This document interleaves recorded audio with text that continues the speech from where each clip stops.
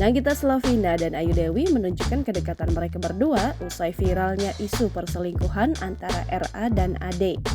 Desas-desus perselingkuhan antara suami Nagita Slavina dengan istri Reggy Datau itu muncul setelah Dennis Carista membahasnya di konten YouTube yang tayang pada Selasa 6 Desember 2022.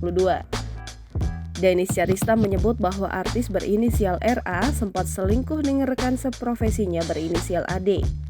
Dikatakan pula RA merupakan pria yang kerap dijuluki sebagai Sultan Andara dan berstatus sebagai suami GG.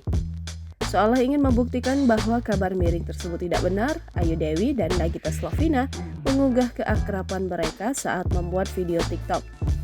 Tidak hanya itu, dalam video behind the scene itu juga tampak Reggy Datau sedang duduk melihat sang istri dan teman satu gengnya itu menari.